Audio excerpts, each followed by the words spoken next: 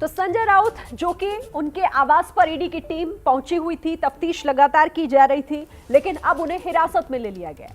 और एक बार फिर से आपको ये दो तस्वीरें इसलिए हम दिखा रहे हैं कि देखिए, ईडी हिरासत में जब संजय राउत थे तो वो किस तरीके से यहां पर जब बाहर निकले तो कैसे वो समर्थकों के बीच अपनी मौजूदगी का एहसास उन्हें किस तरह से करा रहे थे। दूसरी तस्वीर आप देखें 23 फरवरी 2022 की है, जब नवाब मलिक गिरफ्तार हुए थे तो उस दौरान वो विक्ट्री दिखाते हुए, हंसते मुस्कुराते हुए बाहर निकले। ईडी दफ्तर ले जाया जा रहा था संजय राउत को जब, तब वो भगवा गमछा लहराते नजर आए। जिस तरह से आप पहली तस्वीर में देख रहे हैं, भगवा गमछा पहनकर आए थे बाहर, उसे निकाला, हवा में उछाला, घुमाया और समर्थकों का उन्होंने धन्यवाद दिया क्योंकि समर्थक सुबह से डटे हुए थे। और इसी तरीके से 23 फरवरी की तस्वीरें, मनी लॉन्ड्रिंग के मामले में महाराष्ट्र के तत्कालीन मंत्री नवाब मलिक को भी गिरफ्तार किया गया था, तो वो विक्ट्री साइन दिखाते हुए ईडी दफ्तर गए। हमारे सभी खास मेहमान बने हुए हैं और प्रवीण कुंटे एनसीपी के प्रवक्ता है। मैं चाहती हूँ प्रवीण कुंटे जी, आप इन तस्वीरों पर जरा जवाब दीजिए। मतलब ये बहुत गंभीर मामला है जिसमें कार्रवाई हो रही है, चाहे ये वाला मामला हो या फिर नवाब मलिक का, लेकिन इस तरीके से बाहर निकलना, समर्थकों के बीच विक्ट्री साइन दिखाना, हवा में गमछा लहराना, ये किस तरीके का, मतलब ये बॉडी लैंग्वेज या फिर ये मौजूदगी दर्ज कराना, इस तरीके की, इसे कैसे समझा जाए? नहीं, देखिए, मैं जहां तक संजय राउत जी पर ईडी की कार्रवाई का सवाल है, पिछले साल भर से संजय राउत जी ईडी के खिलाफ लगातार मुखर रहे हैं। उन्होंने बार बार आरोप लगाया कि जितेंद्र नवलानी नाम के व्यक्ति के मार्फत ईडी जैसी तमाम जांच एजेंसियां फिरौती का काम करती है। और जिस तरह से आज ईडी की कार्रवाई करने का जो मुहूर्त ढूंढने का काम किया, आपके जानकारी के लिए, पूरे देश के जानकारी के लिए हम एक चीज को बताना चाहते हैं। कल महाराष्ट्र के राज्यपाल भगत सिंह कोश्यारी ने बड़ी होशियारी के साथ महाराष्ट्र की मराठी अस्मिता से खिलवाड़ करने का काम किया। उसको लेकर पूरा महाराष्ट्र की जनता आंदोलित है। लगातार जहां तक संजय राउत को एक्शन लेने की बात थी, इसकी आशंका लगातार साल भर से पूरे महाराष्ट्र की जनता के बीच में थी। लेकिन जिस समय का चोर, सुनो, बोलिए सुनिए, और जहां तक भारतीय जनता पार्टी के प्रवक्ता जफर इस्लाम साहब की बात मैं बड़े ध्यान से सुन रहा था। एक अली बाबा और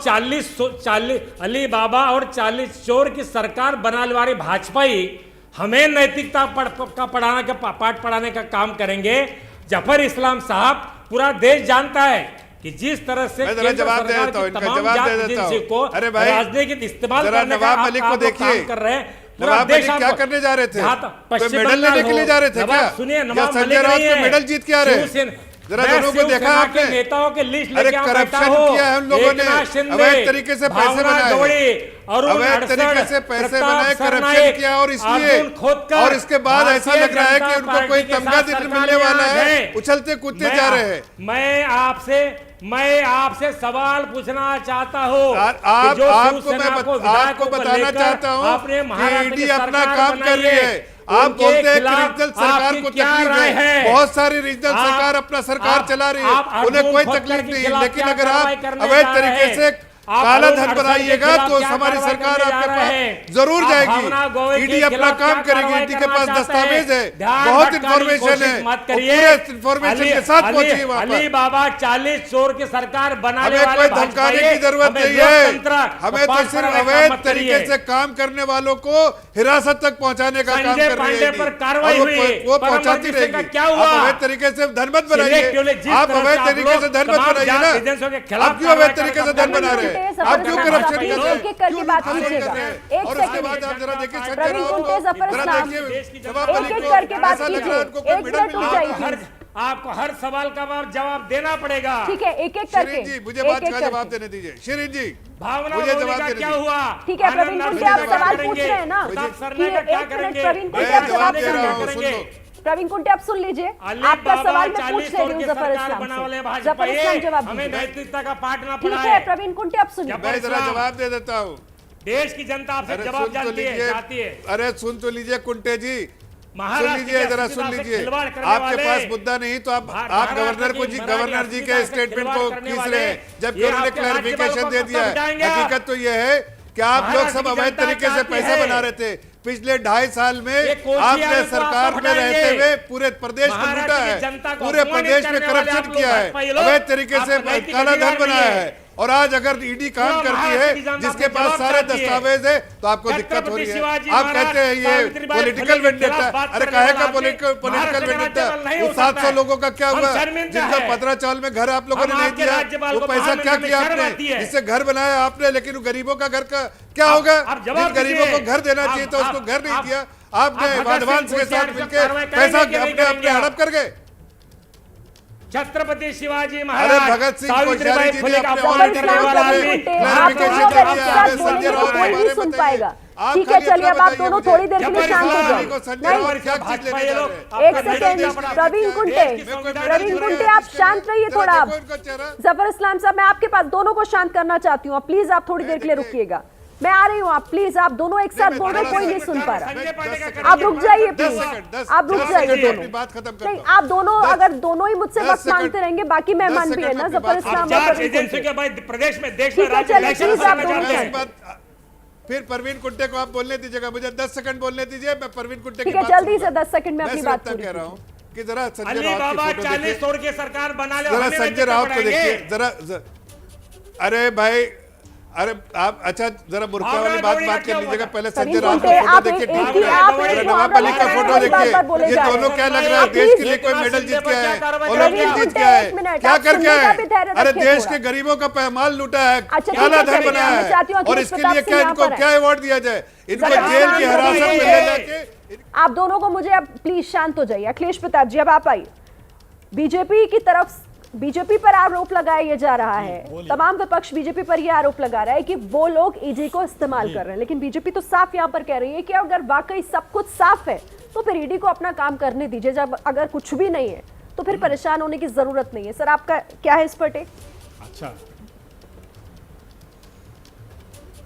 देखिए, कुछ हमें बताने की आवश्यकता नहीं है, आपको भी पता, सबको पता।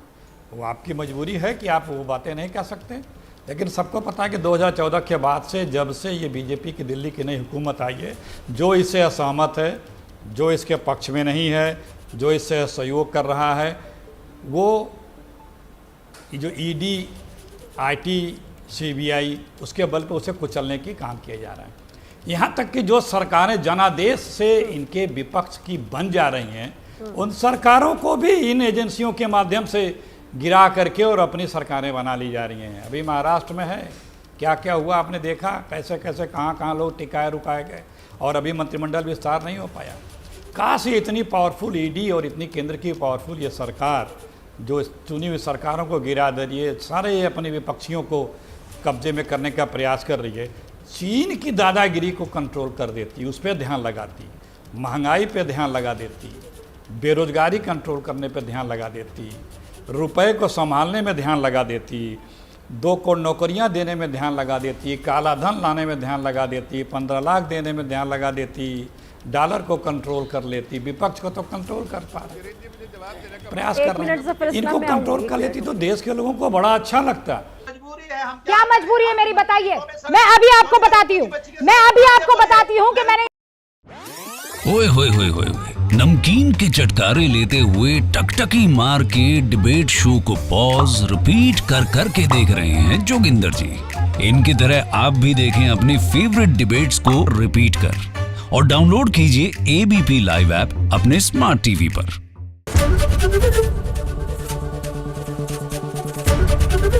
एबीपी न्यूज आपको रखे आगे।